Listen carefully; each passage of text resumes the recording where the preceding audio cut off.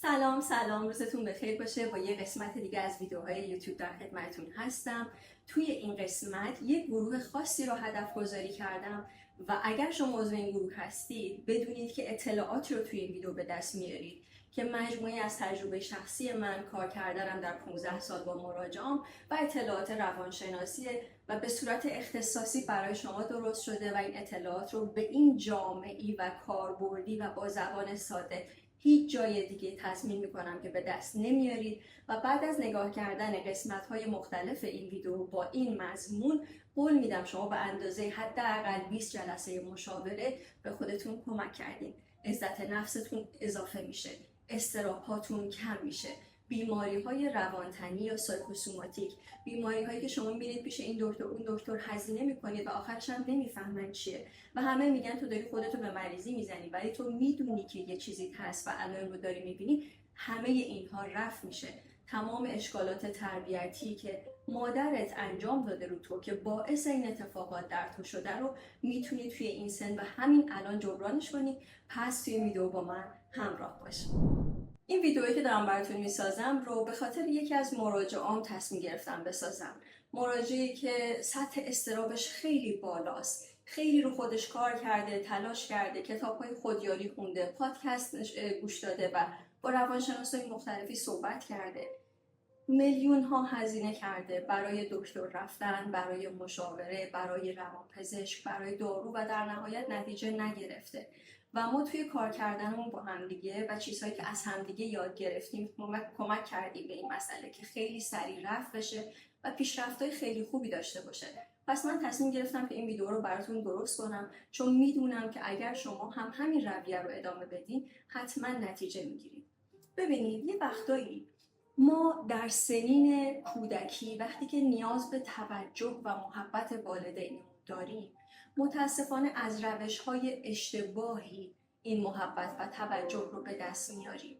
در نتیجه این تبدیل به یه الگو برای ما میشه، برای اینکه ما در آینده هم این توجه رو، این محبت رو از راه‌های اشتباه به دست بیاریم و ما انقدر این الگوی رفتاری مادر پدر خودمون رو درونی میکنیم و انقدر تمام اون جملاتی که زیاد میشنویم ازشون ملکه ذهنمون میشه که در آینده به صورت یه صدای درونی همون حرفا رو داریم به خودمون میزنیم. چه حرفایی باشه که دوست داشته باشیم و نتیجه خوبی بده و شخصیت ما رو بسازه، چه حرفایی باشه که ما همیشه ازش رنج کشیدیم، باش مبارزه کردیم و برای تغییر دادنش جنگیدیم و موفق نشدیم. پس ما یه جورایی انگار به نظر میرسه که تحت تأثیر این تربیت اسیر شدیم، گیر کردیم و نمیتونیم مشکل خودمون رو حل کنیم. اما حالا باید چه کار کنم؟ فرض کنید که یک کسی دچار عزت نفس پایین در بزرگسالیش. عزت نفس پایین با اعتماد به نفس چه فرقی داره؟ اعتماد به نفس به نتیجه کارهای شما اشاره میکنه، اینکه شما انقدر به خودتون اعتماد دارید که میتونید نتایج ملموس و رضایت بخشی رو از کارهاتون و پروسه زندگیتون به دست بیارید که نه. اما عزت نفس یه احساس ارزشمندیه، یه احساس کلیه. اینکه من در درون خودم احساس میکنم که آدم ارزشمندی هستم و لیاقت چیزهای خوب رو دارم یا ندارم. احساس ارزشمندی از گذشته خیلی دور شما میاد، از اون رفلکس و بازخوردی که از والدینتون و عزیزانتون و نفرات اول زندگیتون در شما ایجاد شده، اون شعاری که روی سردر ذهن شما نوشته شده که من خوبم، بدم، کافیم، لایقم یا نالایقم، یا ناکافیم، یا نیاز به تلاش بیشتر دارم. اگر من الان یه بزرگسالی هستم که عزت نفس ندارم، احتمالاً چه علائمی رو تجربه میکنم؟ من توماچ یا زیاده از حد برای دیگران مایه میذارم، خودم رو میکشم، پر میکنم برای اینکه همه راضی باشن. خیلی نگران این هستم که دیگران در مورد من چطور فکر میکنن، دیگران در مورد من چطور قضاوت میکنن، این کار من چه اثری روی ذهنیت و احساسات آدم ها گذاشته. و چطور میتونستم بهتر رفتار کنم و اینکه الان دیگران آیا دارن کم و کاستی رفتار من رو میبینن یا نه. آیا چیزی رو اشتباه انجام دادم که خودم نفهمیدم ولی از بیرون اشتباه به نظر اومده، دیگران دارن در موردش فکر میکنن، منو قضاوت میکنن یا در موردش با هم دیگه حرف میزنن. اینها اضطراب‌های یه فردیه که عزت نفسش پایینه.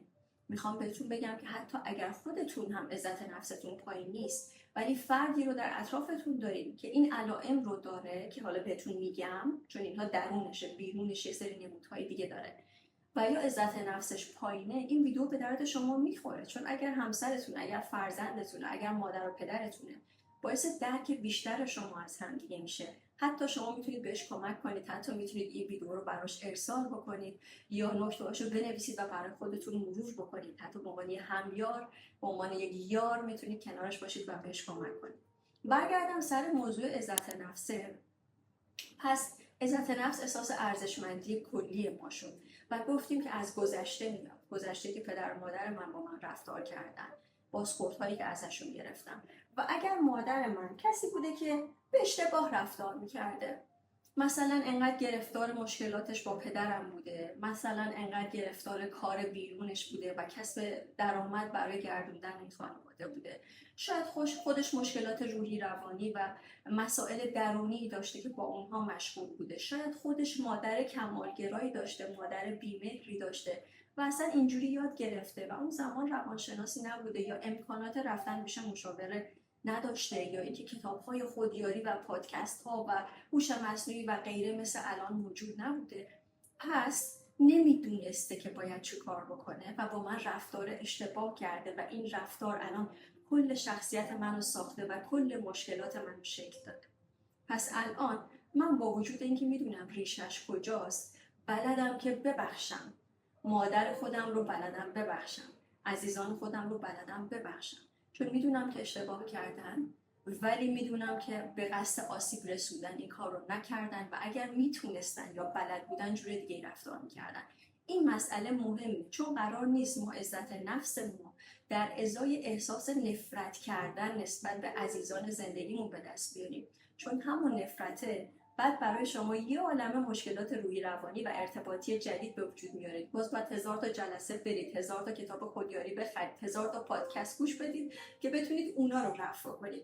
و این چیزیه که همه به شما نمیگن، روانشناسا به شما نمیگن توی مطالبشون. چرا؟ چون شما از بیشتر رفتن پیش اون روانشناسا باعث میشه که درآمدزایی بیشتری داشته باشن. پس چه توقعی من میتونم داشته باشم؟ اونام دارن از این راه درآمد کسب میکنن. پس حواست باشه که ما مسیر رو باید از این ایستگاه ها عبور بکنیم. اول ایستگاه بخشیدن مادرم و کارهایی که با من کرده و اشتباهاتی که کرده و این ختم میشه به سلامت روان. حالا مادر من چه اشتباهاتی کرده؟ بذارین براتون از یه خاطره بگم و بعد این رو خودتون تعمیم میدین به زندگی گذشته‌تون و من مطمئنم که خاطرات خیلی زیادی رو یادتون میاد از گذشته‌تون. یه بار من یه مراجعی داشتم، یه خانومی بود که با یه پسر بچه 7 ساله که اینجا اسمشو میذاریم امیرعلی به من مراجعه کرد و خیلی با این بچه سختگیرانه داشت توی اتاق مشاوره رفتار میکرد. هی بهش غر میزد نرو، اذیت نکن خانم دکتر رو، بیا اینجا بشین، آروم باش، درست بشین، کج بشین، راست بشین. و گفتم مسئله چیه؟ گفتش که این بچه خیلی منو اذیت میکنه، خیلی بچه خوبیه، من دیگه دیوونه شدم، خیلی بچه بدیه، من دیگه دیوونه شدم، موندم چی کار بکنم، چطور باش رفتار بکنم. و غر میزد و من دیدم که این بچه داره صورتش آویزونتر و نگرانتر میشه وقتی که به حرفای بد مامانش در مورد خودش گوش میده. من از منشی خواستم که بچه رو ببره بیرون و با هم نقاشی کنن. خب اون نقاشی هم برای ما معنایی داره که تو درمان به دست میاد و کمک میکنه. و یه کاغذ دادم به این مادر، گفتم ببین این کاغذ آچار، این برش ویژگی‌های مثبت امیرعلی رو بنویس، این برش هم ویژگی‌های منفی امیرعلی رو بنویس. و 10 دقیقه بهش فرصت دادم و از اتاق رفتم بیرون. وقتی برگشتم توی اون اتاق دیدم اون سمتی که ویژگی‌های منفیشو نوشته پر سیاه، اون سمتی که ویژگی‌های مثبتشو نوشته فقط یه ویژگی نوشته بود که امیرعلی چشمای درشت و خوشحالتی داره. بهش گفتم چطور ممکنه؟ انگار که شیطان رجیم رو داری توصیف میکنی. چجوری ممکنه یه بچه 7 ساله هیچ ویژگی مثبتی نداشته باشه و این همه ویژگی منفی داشته؟ چون به خدا نداره خانم دکتر. گفتم ببین صبح پا میشه مثلا یا شب میخوابه مسواک میزنه؟ گفت آره. گفتم خب چرا نمیشتی؟ گفتش که خب اونو که همه میزنن، خب نبیاد مسواک هم نزنه، این که دیگه ویژگی مثبتی نیست. گفتم وقتی بلند میشه پتوشو صاف میکنه رو تختش؟ گفت خب آره، ولی خب همه بچه‌ها این کارو میکنن. موهاشو شونه میکنه؟ آره. فوش نمیده فلان فلان. بعد نوشتیم و بعد بهش گفتم ببین تو یه عینکی زدی که فقط ویژگی‌های منفی این بچه رو داری میبینی، اصلا ویژگی‌های مثبتش رو نمیبینی. این عینک توئه، نه امیرعلی. تو هستی که فقط ویژگی‌های منفی رو میبینی و به خاطرش برخورد میکنی و بازخورد منفی به این بچه میدی، شماتتش میکنی، سرکوبش میکنی، غر میزنی، تنبیه میکنی، ولی ویژگی‌های مثبتش رو به عنوان وظیفه در نظر میگیری یا کوچیک در نظر میگیری و تشویقش نمیکنی و بازخورد نمیدی، حتی یه دست نوازش نمیکشی، حتی یه نگاه مثبت تاییدآمیز بهش نمیکنی.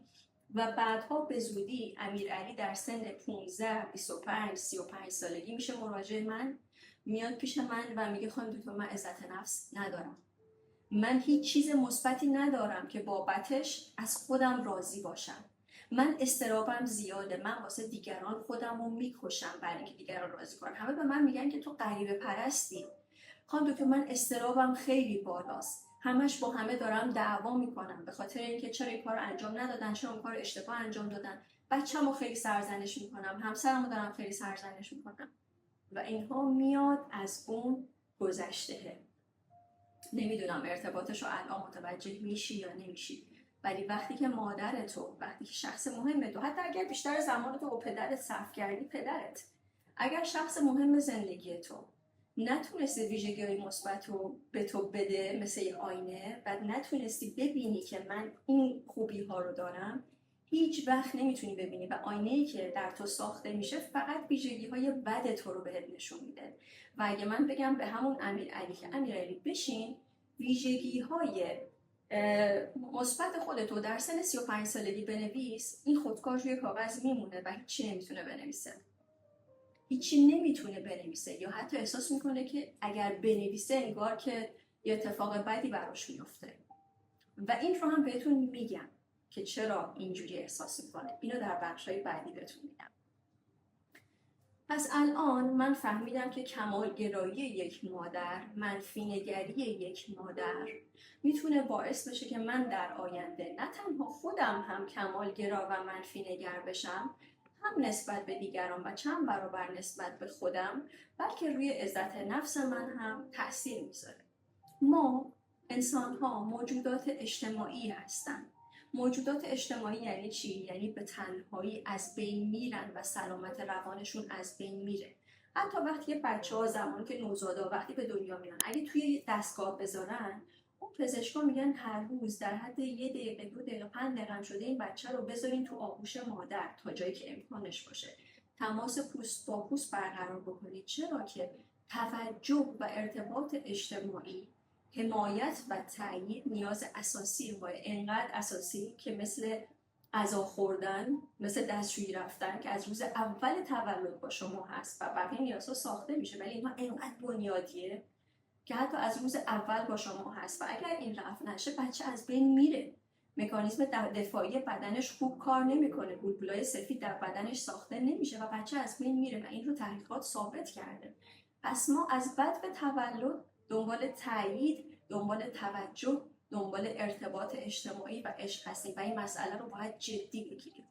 حالا اگر مادر شما مادریه که این توجه و عشق رو با قطره چکون به شما داده، در یه مواقع خیلی خاص و اون هم خیلی نامتناسب به شما داده، از شما یک انسان تشنه، گشنه و پر از کمبود و پر از نیاز و پر از ترس و پر از فشار میسازه که برای به دست آوردن این توجه، برای به دست آوردن این حمایت و تأیید همیشه داره بیش از حد تلاش میکنه، چون میدونه باید انقدر تلاش کنه که انقدر محبت و تأیید و حال خوب بگیره و این عادتی که خیلی طول میکشه تا از سر ما بره. لطفاً توی قسمت بعدی با من همراه باشید، چون توی این قسمت در مورد ریشه‌هاش باتون صحبت کردم. توی قسمت بعد میخوام در مورد علائمی که شما تجربه میکنید و اتفاقاتی که میفته براتون بگم تا ببینید که چقدر با شما همخوانی داره و بعد بهتون بگم که چه کار میتونید بکنید که درستش بکنید.